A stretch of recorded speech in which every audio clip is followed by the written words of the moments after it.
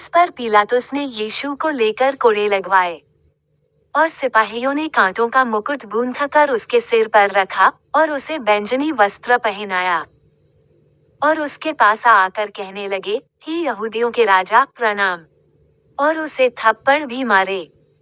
तक पिलातुस ने फिर बाहर निकलकर लोगों से कहा, देखो, मैं उसे तुम्हारे पास फिर बाहर लाता हूँ, ताकि तुम जानो कि मैं कुछ भी दोष नहीं पाता। तक यीशु कांटों का मुकुट और बैंजनी वस्त्र पहने हुए बाहर निकला और पिलातुस ने उनसे कहा, देखो, ये पुरुष। यूहन्ना रचित सुसमाचार का ये अंश यूहन्ना 19:1-5 ईसा मसीह के दुख भोग और उनके क्रूसारोहण से ठीक पहले की मार्मिक घटनाओं का वर्णन करता है। ये दृश्य न केवल शारीरिक पीड़ा को दर्शाता है, बल्कि गहरे अपमान और विडंबना को भी प्रकट करता है। इन आयतों का संक्षिप्त विवरण नीचे दिया गया है। 1. शारीरिक दंड और अपमान। आयत 1-3। पिलातुस ने भीड़ को शांत करने के लिए यीशु को कोड़े लगवाए।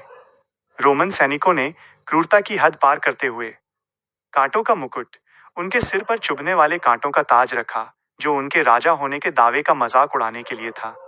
बैंजनी वस्त्र, ये रंग शाही गरिमा का प्रतीक है, जिसे सैनिकों ने उन्हें चढ़ाने के लिए पहनाया। उपहास, उन्होंने उन्हें यहूदियों का राजा कहकर प्रणाम किया और थप्पड़ भी मारे। 2. पिलातुस की घोषणा। आयत 4। पिलातुस एक दुविधा में था। उसने बार बार ये स्वीकार किया कि उसे यीशु में कोई दोष नहीं मिलता। उसने यीशु को घायल अवस्था में बाहर लाया, ताकि शायद भीड़ को उन पर दया आ जाए और वे उन्हें छोड़ देने पर सहमत हो जाएं। 3. एक्से होमो। देखो, ये पुरुष। आयत 5। जब यीशु लहूलुहान अवस्था में कांटों का ताज और बैंजनी वस्त्र पहने हुए बाहर निकले, तब पिलातुस ने ऐतिहासिक शब्द कहे, देखो ये पुरुष। लैटिन में एक्सी होमो। महत्वपूर्ण बिंदु।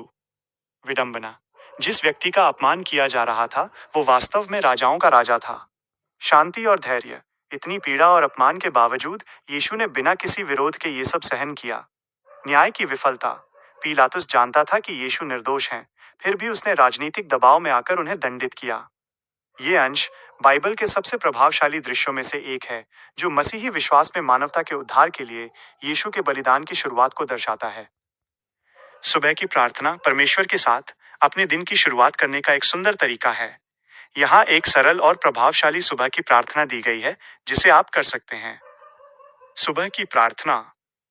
हे सर्वशक्तिमान और दयालु स्वर्गीय पिता, मैं इस सुंदर सुबह और नए दिन के लिए आपका धन्यवाद करता हूँ। प्रभु, आपकी करुणा हर सुबह नई होती है और आपकी वफादारी महान है।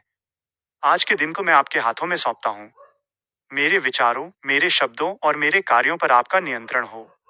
मुझे बुद्धि और समझ प्रदान करें, ताकि मैं सही निर्णय ले सकूं और आपके नाम की महिमा कर सकूं। प्रभु यीशु, मेरे परिवार, मित्रों और प्रियजनों को अपनी सुरक्षा के घेरे में रखें। हमें हर प्रकार की बुराई, बीमारी और दुर्घटना से बचाएं।